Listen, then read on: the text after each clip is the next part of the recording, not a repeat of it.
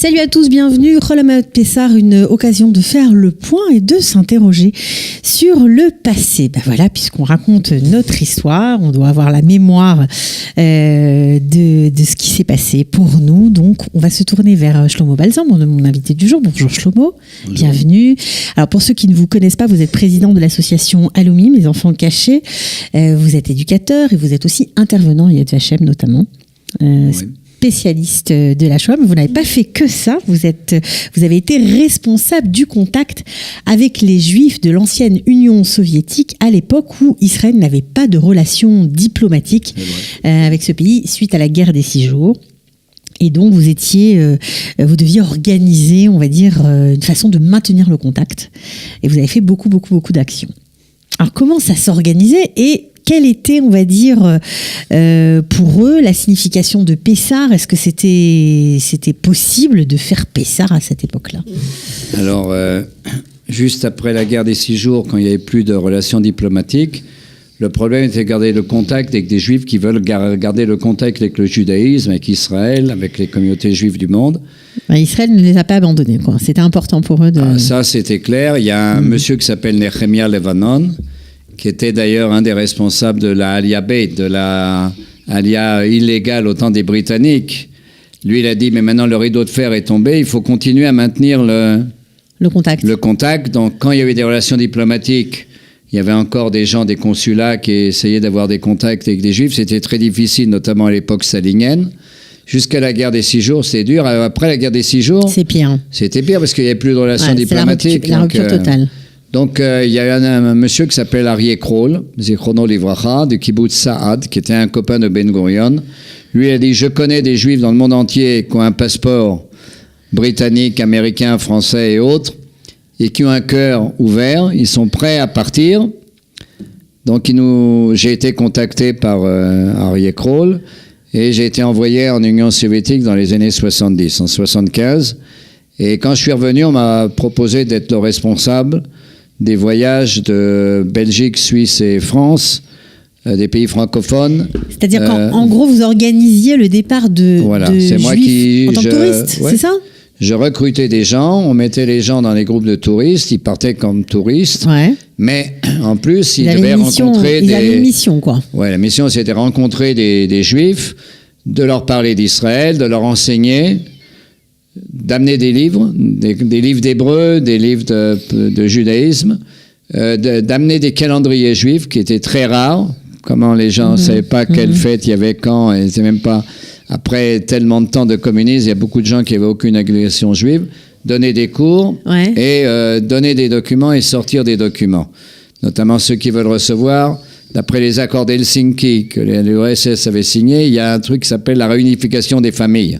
Donc si quelqu'un a de la famille en Amérique, en Israël... On peut faire un regroupement familial. Donc j'ai envoyé beaucoup de gens. Il y a à peu près 3000 couples, 6000 touristes qui ont été comme ça visiter l'Union soviétique.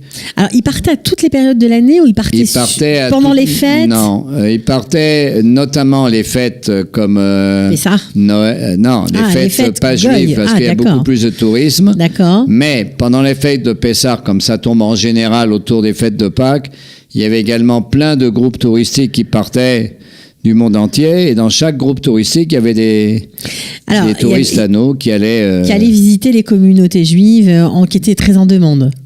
Oui, il y avait... Alors, c'était pas des communautés juives. On se réunissait dans les appartements des gens, et dans les appartements, on faisait ce qu'on faisait. C'est-à-dire qu'il y en a qui ont vraiment fait des Seder Pessah, Alors, c'est ça. Est-ce qu'à l'époque, ils avaient la possibilité de fêter au grand jour? Quasiment pas. Il y a eu des matzot qui étaient distribués à Moscou et dans les grandes villes. Par qui? Par le Joint. Par des organisations internationales. Mais les Russes laissaient faire puisque... Non, mais les Russes laissaient ça pour montrer que c'est un pays libre. D'accord, donc c'était une occasion. Il y avait Donc on utilisait toutes les possibilités qu'il y avait. Donc le Joint distribuait des matzot. Le tourisme existait, on pouvait amener des matzot et encore pas. Et il y avait des matzot qui avaient été faites là-bas. Et donc, il y avait des gens qui ont organisé chez eux des sédarim. Ouais, mais ils ne savaient pas quoi faire, donc il y a des gens qui venaient pour organiser le sédar. Pourquoi, Shlomo? Parce qu'ils n'avaient plus la connaissance? Ils n'ont plus la connaissance.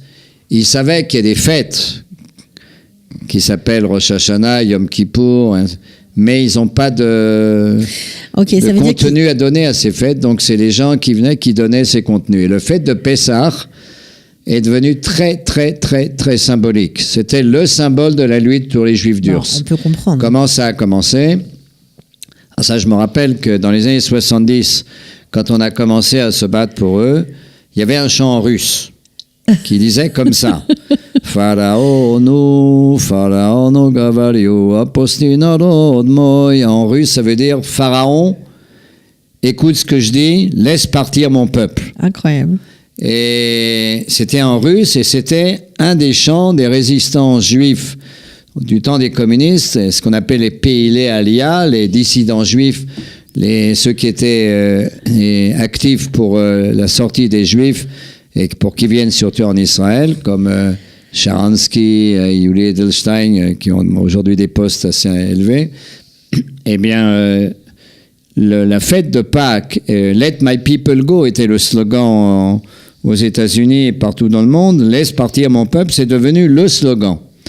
Et j'ai même une Haggadah qui a été faite par un peintre, par Manitou, par Rabbin Ashkenazi Zichrono Livracha.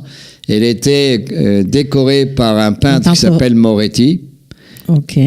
Et elle est arrivée en Russie? Elle n'est pas arrivée en Russie, mais il l'a fait avec des dessins qui ont servi. Les dessins ont servi ensuite pour faire des pancartes pour les manifs. Pour les manifs, libérer les Juifs d'Urs. Et Moretti nous a donné des dessins. Des dessins où on voit les tribus qui passent la mer Rouge. Incroyable. C'est donc elle est où cette Haggadah aujourd'hui? La Haggadah, je l'ai à la maison. C'était une Haggadah faite par Manitou et Moretti. Je pense qu'on peut le trouver également sur Internet s'il existe encore en vente. Ouais.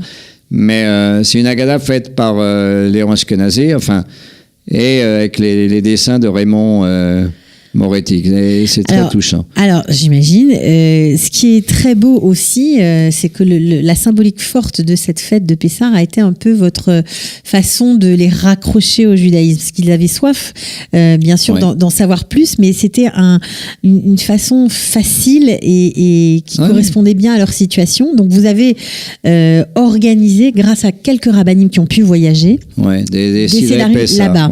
Le Rav Rakefet, par exemple, est parti. Il y a d'autres rabbins de France et du monde qui ont été envoyés pour faire la fête de Pessah. Alors, je ne peux pas dire que c'était d'après toutes les règles de la cacheroute possibles et imaginables, mais il y avait une... Alors, vous voyagez quoi? Avec les aliments du plateau aussi, qu'il fallait faire à Pessah, etc. Ou on sait non, pas. Ça, je ne peux pas dire. Ça, on sait pas. En tout cas, je ne peux pas dire, mais il y a des endroits où on a... Ou bien, il y avait des dessins. C'est assez impressionnant de dire que des fois, on ne peut pas tout faire, mais on fait le plus de choses possibles. Des fois, on monte juste les dessins. Et c'était vraiment des rabbins courageux, parce que c'était quand même au péril de leur vie. Il fallait avoir beaucoup de courage pour faire ça. Je ne sais pas. Moi, j'ai été arrêté 2 fois et on a été expulsés. Enfin, ils nous ont fait nous, mais quand même 3 heures de... Il y avait un risque. Le risque qui était pris, ce n'est pas par les touristes tellement. C'est les gens qu'on a rencontrés. Oui, eux, ils prenaient un vrai risque. Les Juifs russes. Eux, ils prenaient un risque d'aller quelques années en prison parce qu'ils ont eu des contacts avec des gens de l'Occident. Et donc, eux, ils prenaient un risque terrible. Ouais. Mais la fête de Pâques, de Pessah, était vraiment un espèce de catalyseur. Tous les éléments de la Haggadah sont là pour créer une nouvelle... ça redonnait de l'espoir culture juive ou identité juive, pas seulement d'espoir, c'est une recherche d'identité personnelle, bien sûr, face au communisme qui avait fait disparaître beaucoup d'identités. C'était important et alors il y a des choses rigolotes. Je me rappelle que vous savez, il y a la Pessah, il y a le loup a mangé la chèvre qui a mangé ça, tout le monde mange tout le monde. Gadia, voilà. Alors eux, ils m'avaient fait montrer, et je crois que je l'ai montré ici une fois, des poupées russes. Ok. Alors ils m'ont dit, tu vois, là ils ont fait un jeu de poupées russes. Au début, il y avait le tsar, ensuite est venu Lénine qui mange le tsar, ensuite est venu Staline qui mange Lénine, et ensuite, Incroyable. et nous on est encore là. Et tout le monde mange tout le monde. Et les Juifs sont encore Et là. alors chez eux, ce poème de la Haggadah, ou ce chant de la Haggadah. Comment c'était traduit comment? Enfin, c'était symbolisé Non, comment? alors eux, ils ont tout de suite rigolé en disant ça, on sait de quoi ça parle. Un régime mange l'autre régime. C'est quoi le chien qui mange le chat qui a mangé nous, on peut t'expliquer. Tous les régimes ont mangé tous les régimes, mais nous, on est encore là. Parce que nous, on était la petite agneau, et l'agneau est encore là, et en fait, il va sortir. Donc, il y avait un message d'espoir, et Pessah a servi effectivement de catalyseur pour ça. Alors ça, c'était là-bas, sur place, mais ce qu'il faut aussi préciser, c'est que vous avez beaucoup travaillé avec les Juifs d'Urs arrivés en Israël. Ah oui, alors arrivé, Après, il y avait aussi beaucoup de travail à faire avec eux. Ouais, il y a eu une réjudaïsation, donc les fêtes dans les Mirkazé Klita, les centres d'intégration, dans des familles, on amenait tous... Et là, vous leur avez carrément appris... non, là, oui. Là, on reprend... on pouvait fêter entre des choses Pessah. qu'on faisait là-bas et des choses qu'on faisait ici, évidemment, maintenant, il y a la liberté. Ça met un peu longtemps à retrouver une identité. Mais c'est vrai que les fêtes juives, et notamment celle de Pessah, en plus, ils comprenaient. Ils savaient exactement de quoi on parle.